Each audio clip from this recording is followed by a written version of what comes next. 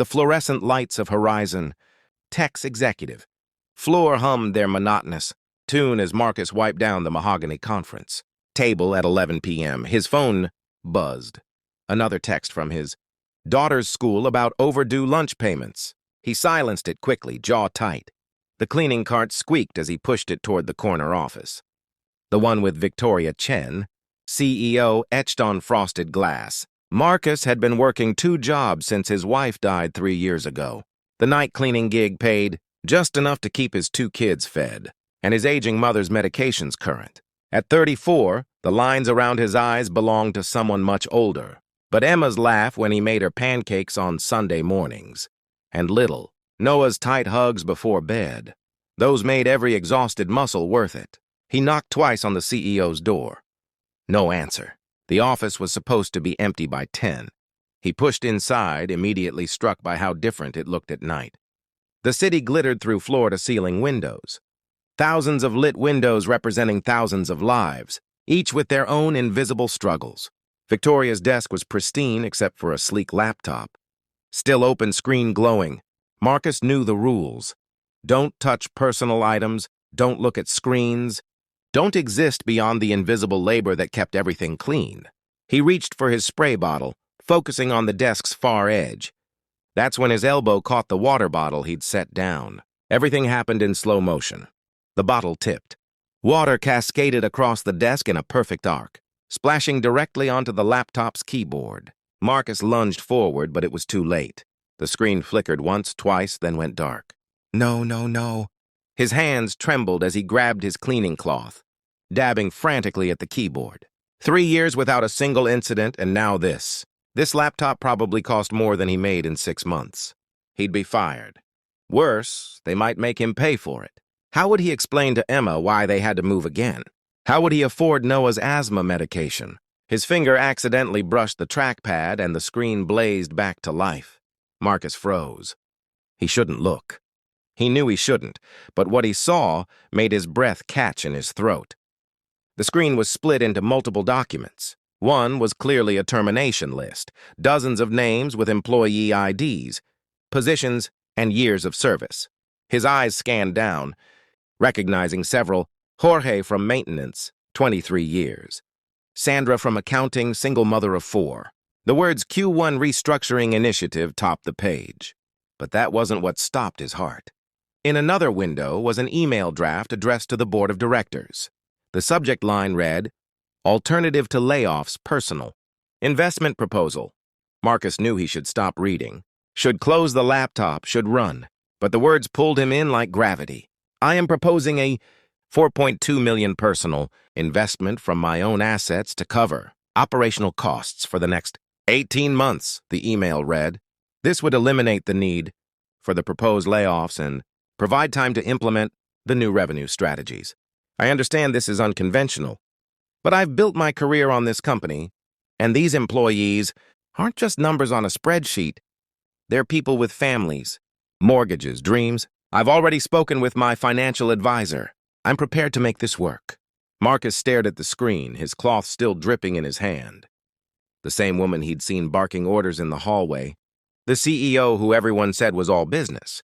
No heart. She was about to give up millions of her own money to save jobs. Jobs like Jorge's, like Sandra's, like his. What are you doing? The voice came from the doorway. Marcus spun around, knocking over his cleaning cart. Bottles and rags scattered across the marble floor. Victoria Chen stood in the threshold, still in her designer suit despite the late hour, her expression unreadable. I'm so sorry, ma'am. I spilled water on your laptop. I was just trying to dry it. I didn't mean to see... The words tumbled out, panicked and graceless. Victoria's eyes moved from Marcus to the laptop screen, still glowing with her private documents. Her jaw tightened.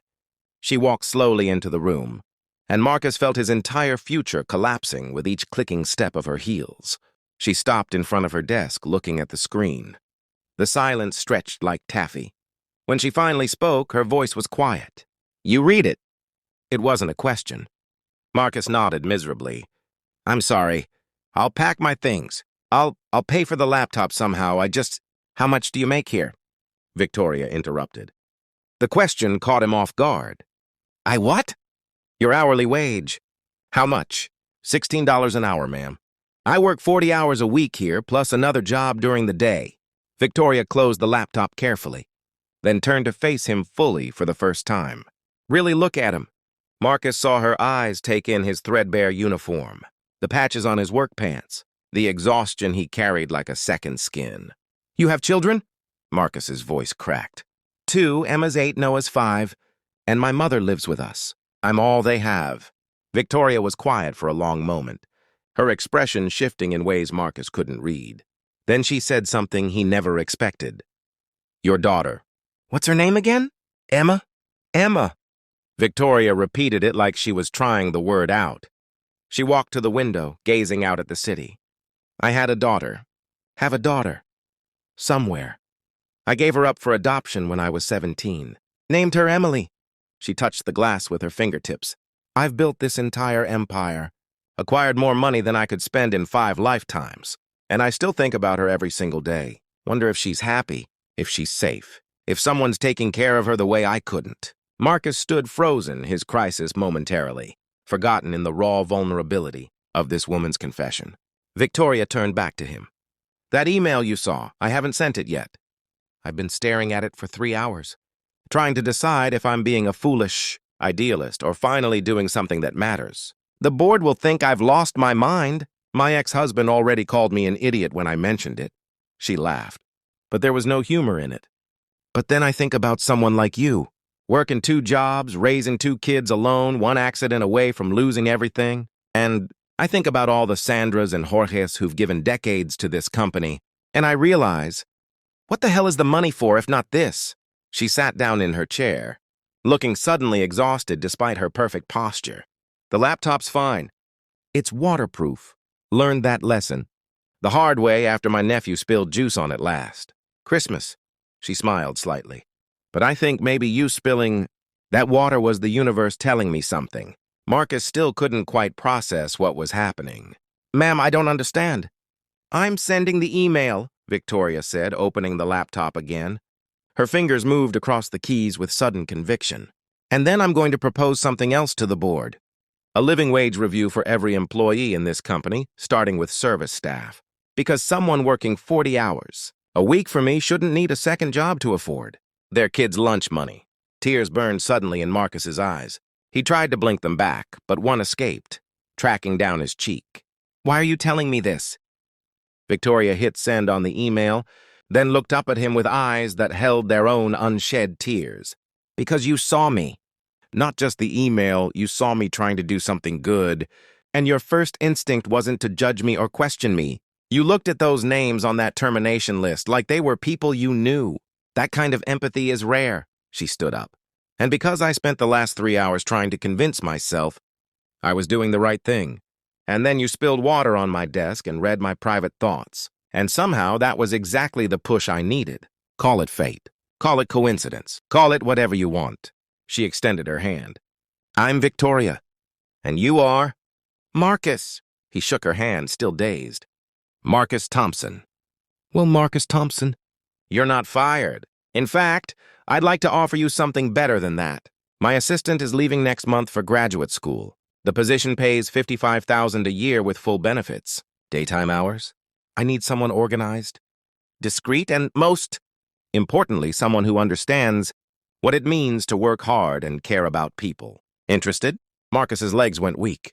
$55,000, benefits, 1 job. Time with his kids. I don't have any office experience. Neither did I when I started. I had a dream and an absolute refusal to quit. Something tells me you understand. That better than most people with fancy degrees. She smiled, and it transformed her entire face. What do you say? What could he say? The word came out as barely a whisper. Yes. 4 months later, Marcus sat at his new desk outside Victoria's office, coordinating her schedule with an efficiency that surprised even himself. His mother's medications were covered by insurance now. Emma's school lunches were paid through the end of the year. Noah's asthma was finally under control with proper treatment. The layoffs had been prevented, all of them. The board had initially balked at Victoria's proposal, but her passionate presentation and willingness to personally invest had swayed them. More than that, the story had leaked to the press, and the resulting positive publicity had attracted new clients and investors. Horizon Tech's stock had actually risen. Victoria emerged from her office holding 2 cups of coffee. "Take 5, she said, handing him one.